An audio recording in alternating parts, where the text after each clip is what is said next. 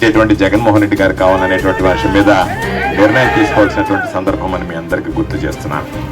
ఒకసారి చంద్రబాబు నాయుడు 2014 ఎన్నికలకు ముందు బహుశా మీకు గుర్తుండి ఉంటుంది, 607 హామీలు ఇచ్చాడు. రైతులకు రుణమాఫీ అన్నాడు, మహిళలకు రుణమాఫీ అన్నాడు, ఇంటికి ఒక ఉద్యోగం అన్నాడు, నిరుద్యోగ భృతి అన్నాడు, రకరకాలైనటువంటి నోటుకు వచ్చినటువంటి హామీలన్నీ ఇచ్చాడు. పాపం రైతులు ఓట్లు వేశారు, మహిళలు ఓట్లు వేశారు, చంద్రబాబుని అధికార పీఠంలో కూర్చోబెట్టారు. చంద్రబాబు నాయుడు ఎన్నికలకు ముందు ఏం మాట్లాడతాడు, ఎన్నికల్లో గెలిచిన తర్వాత ఏం చెప్తాడు అనేటువంటి దాన్ని దాదాపుగా మీకు 10 సంవత్సరాలు అయిపోయింది, మర్చిపోయి ఉంటారు పాపం చాలా మంది. మళ్ళా చంద్రబాబు ఇప్పుడు కొత్తగా తానేదో రాజకీయాల్లోకి వచ్చినట్టు తనకు అవకాశం ఇస్తే చేస్తానని చెప్పి ఈరోజు మాట్లాడుతున్నాడు. అవకాశం ఇచ్చినప్పుడు చేస్తానని చంద్రబాబు రైతులను ఏ విధంగా మోసం చేశాడు అనేటువంటి దాని మీద ఒక్క నిమిషం మీకు చంద్రబాబు నాయుడు ఎన్నికల్లో ఏం చెప్పాడు, గెలిచిన తర్వాత ఏం చెప్పాడో ఒక్కసారి చంద్రబాబు మాట్లాడినటువంటి మాటలు నేరుగా వినిపిస్తాను. బ్యాంకులు కూడా నా మీద ఒత్తిడి తీసుకొచ్చారు. నేను ఒకటే చెప్పాను, ఎన్ని ఇబ్బందులున్నా పర్వాలేదని 100 రోజులు ఆలోచించి కడాను ఒక పథకాన్ని తీసుకొచ్చాం.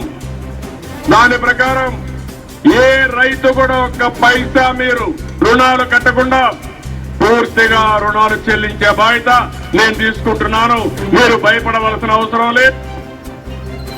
చంద్రబాబు చెప్పింది క్లారిటీగా ఉంది. అంటే పాపం లోతుగా అధ్యయనం చేసి 100 రోజులు ఆలోచన చేసి ఇవ్వగలమా ఇవ్వలేమా అని మదనపడి రైతులకు ఏం చేయాలా ఎట్లా చేయాలా ఒకళ్ళు చెప్తే మోసం చేసినట్టు అవుతుందేమోనని చెప్పి పాపం లోతుగా ఆలోచన చేసి 100 రోజులు 3 నెలల 10 రోజులు ఆలోచన చేసి తీసుకున్నటువంటి నిర్ణయం అని చెప్పాడు. అంటే ఆషామాషిగా తీసుకున్న నిర్ణయం కాదు, నేను ఖచ్చితంగా చేయగలనేటువంటి ధైర్యం వచ్చిన తర్వాత చెప్పినటువంటి నిర్ణయం. రైతు అనేటువంటి వాడు ఒక్క పైసా కూడా కట్టాల్సినటువంటి అవసరం లేదు, మీరు భయపడాల్సినటువంటి అవసరం లేదు, నేను అండగా ఉన్నానని చెప్పాడు. రైతులు ఓట్లు వేశారు, చంద్రబాబు నాయుడు ముఖ్యమంత్రి అయ్యాడు. ముఖ్యమంత్రి అయిన తర్వాత చంద్రబాబు నాయుడు తాను ఏ నోటిదైతే ఒక్క పైసా కట్టాల్సినటువంటి అవసరం లేదన్నాడో అదే నోటితో ఏం మాట్లాడాడో, నాలుగు ఏ విధంగా మడత పెట్టాడో ఒక్క అరసెకండ్ వినిపిస్తాను మీకు. రుణమాఫీలు ఎక్కడ రుణమాఫీలు ఇచ్చేసే 1 టైం సెటిల్మెంట్ అయిపోయింది. ఇంకేం చేస్తారు, పూర్తిగా చేస్తారా? ఆ రోజు ఏదైతే చెప్పామో వాళ్ళకి ఇవ్వాల్సినటువంటి 1.5 lakh 1 టైం అన్నారు, 1 టైం ఇచ్చేసాం. పూర్తిగా చేస్తాను ఎవరు చెప్పారు? నువ్వు చెప్పుకోండి. ఇట్లా ఒక్క పైసా చెల్లించాల్సినటువంటి అవసరం లేదంటే దాని అర్థం పూర్తిగా చెల్లిస్తారని ఎవరు చెప్పారు, నువ్వు అనుకుంటే ఎట్లా అని చెప్పి ఎదురు ప్రశ్న వేశాడు. కాబట్టి చంద్రబాబు నాయుడు ఏరు దాటిన దాకా ఓడమల్లన్న, ఏరు దాటిన తర్వాత బోడు మల్లన్న.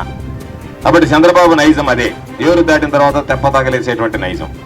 కాబట్టి ఈరోజు మనం అందరం ఆలోచన చేయాల్సింది జగన్మోహన్ రెడ్డి గారు ఇచ్చినటువంటి హామీలను గుర్తు తెచ్చుకోండి. రైతులకు సంబంధించి రైతు భరోసా ఇస్తాను 4 విడతల్లో 50,000 అంటే చెప్పిన దానికన్నా మిన్నగా 67,500 రూపాయలు రైతుల చేతిలో పెట్టాడు. మహిళలకు సంబంధించినటువంటి బకాయిలు 4 విడతల్లో తిరిగి చెల్లించేస్తాను మీకు అంటే 4 విడతలకు సంబంధించి ఎంత బకాయిలు ఉన్నారో మహిళా సంఘాల్లో ఉన్నటువంటి సభ్యులు మహిళలు అందరికీ వాళ్ళ ఖాతాలో జమ చేశాడు. వైఎస్ఆర్ చేతి కింద 4 విడతలుగా 75,000 ఇస్తాను, 18,750 రూపాయలు చొప్పున 4 విడతలు ఇచ్చేశాడు. అమ్మఒడి అంటే 10,000 15,000 రూపాయలు ఇచ్చాడు. చదువుకున్నటువంటి బిడ్డలకు విద్యా దీవెన ఇచ్చాడు. హాస్టల్లో ఉన్నటువంటి బిడ్డలకు వసతి దీవెన ఇచ్చాడు. రజకులు నాయ బ్రాహ్మణులు టైలర్లకి ప్రతి సంవత్సరం 10,000 రూపాయలు ఇచ్చాడు. వాహన మిత్ర కింద ఆటో యజమానులకి ట్యాక్సీ యజమానులకి 10,000 రూపాయలు ఇచ్చాడు. కాపు నేస్తామంటే 15,000 రూపాయలు ఇచ్చాడు. నేతన నేస్తామంటే 24,000 రూపాయలు ఇచ్చాడు. మత్స్యకార భరోసా అంటే 10,000 రూపాయలు ఇచ్చాడు ప్రతి సంవత్సరం. ఇవన్నీ ఖచ్చితంగా టంచనగా అమలైనాయి. పాపం ఆర్థికంగా వెనకబడినటువంటి ఉన్నత వర్గాలకు సంబంధించినటువంటి మహిళలు మేము ఇబ్బందుల్లో ఉన్నా, మా మీద కూడా దృష్టి పెట్టండి అంటే ఎన్నికల మేనిఫెస్టోలో చెప్పకపోయినా వాళ్ళకు 3 విడతల్లో 15,000 రూపాయల చొప్పున 45,000 రూపాయలు ఇచ్చి ఆదుకున్నటువంటి వ్యక్తి మన ముఖ్యమంత్రి జగన్మోహన్ రెడ్డి గారు అని చెప్పి మీ అందరికీ మనం చేస్తున్నాం. చంద్రబాబు 1000 రూపాయలు పెన్షన్ ఇచ్చాడు. గుంటూరు ప్లేనరీలో జగన్మోహన్ రెడ్డి గారు వైఎస్ఆర్ కాంగ్రెస్ పార్టీ ప్రభుత్వం ఏర్పడితే 2,000 రూపాయలు చేస్తానన్నాడు. జగన్మోహన్ రెడ్డి గారు 2,000 చెప్పాడు. కాబట్టి 2,000 రూపాయలు చేస్తే మనకు ఓట్లు రావని చంద్రబాబు నాయుడు 2 నెలలకు ముందు 2,000 రూపాయలు ఇచ్చాడు. జగన్మోహన్ రెడ్డి గారు ఏం చెప్పాడు, సరే నేను 2,000 ఇస్తానన్నా, చంద్రబాబు 2,000 ఇచ్చాడు, సంతోషం. మన ప్రభుత్వం అధికారంలోకి వస్తే 2,000 నుంచి 3,000 వరకు పెన్షన్ పెంచుకుంటూ పోతాను అని చెప్పాడు. అందులో భాగంగా మొట్టమొదటి సంతకం జగన్మోహన్ రెడ్డి గారు ముఖ్యమంత్రి అయిన నాటి నుంచే 2,250 రూపాయల పెన్షన్ ఇచ్చాడు. 2,500కి పెంచాడు. 2,750 రూపాయల తర్వాత ఇచ్చాడు.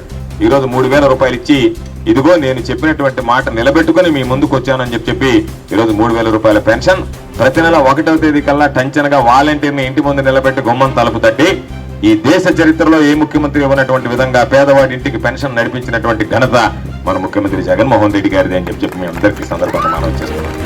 పెన్షన్ ఇంటికి వస్తే పెన్షన్ ఇంట్లో ఇస్తే వాళ్ళ ముఖంలో జగన్మోహన్ రెడ్డి గారి ముఖం కనబడుతుంది కాబట్టి వాళ్ళు జగన్మోహన్ రెడ్డి గారికి ఓట్లు వేస్తారని చంద్రబాబు ఎన్నికల కమిషన్ కు ఫిర్యాదు చేసి ఈరోజు వాళ్ళకి ఇస్తున్నటువంటి పెన్షన్ ని ఈరోజు నిలువరించి వాలంటీర్ల ద్వారా పెన్షన్లు పంపిణీ చేయకూడదు అని ఆదేశాలు తెస్తే ఈరోజు పాపం పొలవమని చంద్రబాబు పుణ్యమానని కిలోమీటర్ల దూరం పాపం వృద్ధుల్ని దివ్యాంగుల్ని మోసుకొని పోవాల్సినటువంటి మంచాల మీద ఎత్తుకుని పోవాల్సినటువంటి దుస్థితి ఏర్పడింది.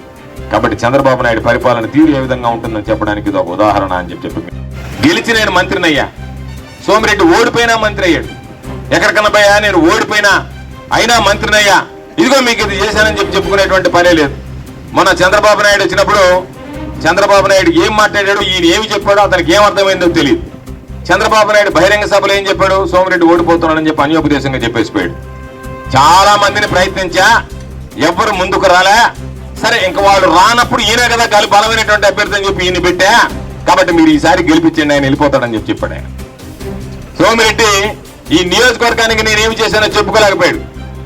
ఒక్కసారి గెలిపించండి, ఒక్కసారి ఓటేయండి, ఒక్కసారి గెలిపించండి, ఒక్కసారి ఓటు వేయడానికి కారణం ఏందో చెప్పలేకపోయాడు, ఎందుకు గెలిపించాలని అడగలేకపోయాడు. కాబట్టి అటువంటి వ్యక్తి ఈరోజు గ్రామాలకు వస్తే ఏముండదు, నన్ను తిట్టడం వెళ్ళిపోవడం, జగన్మోహన్ రెడ్డి గారిని ఒక 20% తిడుతున్నాడు, నన్ను ఒక 70% తిట్టి వెళ్ళిపోవడం తప్ప ఇదిగో ఈ గ్రామాలకు నేను చేసినటువంటి అభివృద్ధి ఏదన్నా ఉంది అంటే చెప్పలేడు.